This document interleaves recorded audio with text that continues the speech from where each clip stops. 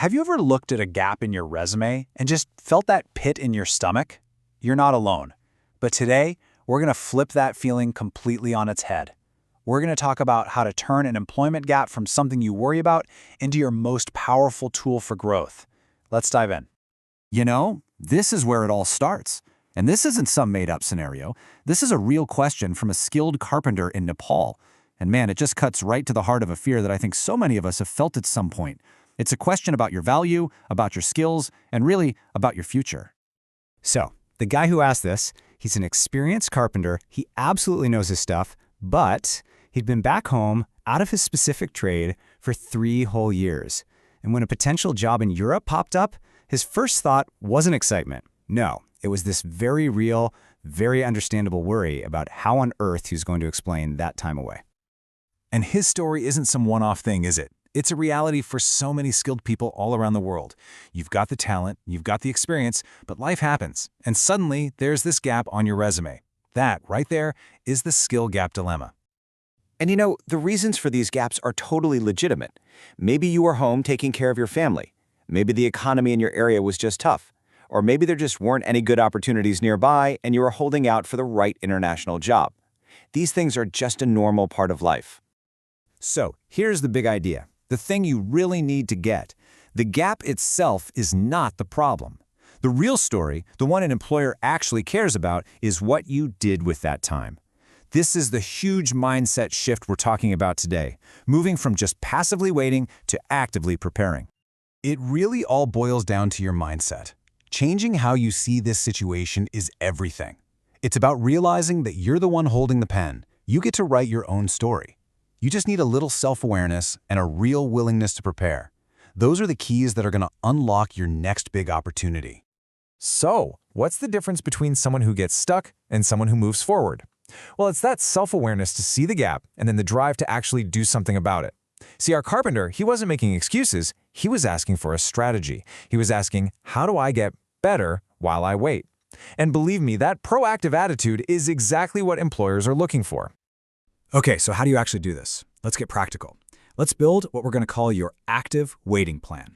This is your personal blueprint for bridging your own gap and turning that downtime into a really compelling story of growth.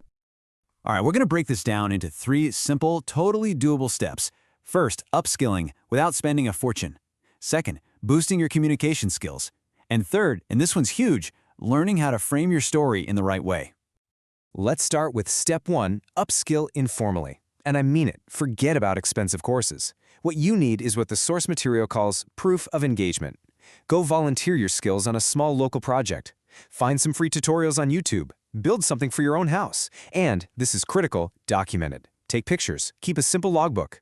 You're building a portfolio that literally proves you never stopped caring about your craft. Because here's the deal. An employer's biggest worry isn't about how good you were 3 years ago. It's about whether you're ready to go today. When you can show them you've stayed engaged, that your mind and your hands are still sharp, you wipe that doubt away instantly. Okay, on to step 2, improve communication. Especially if you're looking for jobs abroad, even basic English can be a total game changer. And again, this doesn't have to cost you a thing. Watch how-to videos in English. Use free apps on your phone. Find an online group to practice talking with. Good communication isn't just about language, you know? It's about the confidence that helps you get noticed and, down the line, get promoted. And that brings us to the final step. Step 3, frame it right. Look, when the interviewer asks about that gap, you've got 2 paths. The passive answer, I wasn't working, well, that's a brick wall. The conversation just dies. But the proactive answer, that's a bridge. You're honest, you address the gap, but then you immediately pivot to show your initiative, your engagement, and your passion for your work.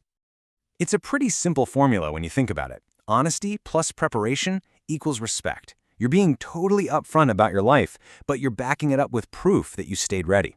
That combination doesn't just answer their question, it earns their respect. So, as we start to wrap this up, the big thing to remember is that the power to define that period of time is completely in your hands. You can transform that blank space on your resume from a gap into a bridge that you built yourself, connecting your past experience to your future success. This was the final piece of advice given to that carpenter. And honestly, it's the main takeaway for all of us. That gap in your work history doesn't have to be a weakness. The story of what you did when no one was looking, of how you prepared for an opportunity you knew was coming, that is what truly defines you.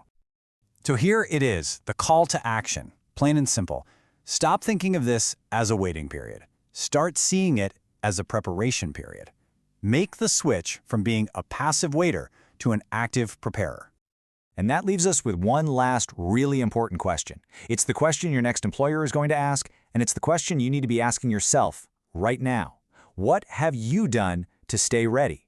Your future depends on having a great answer.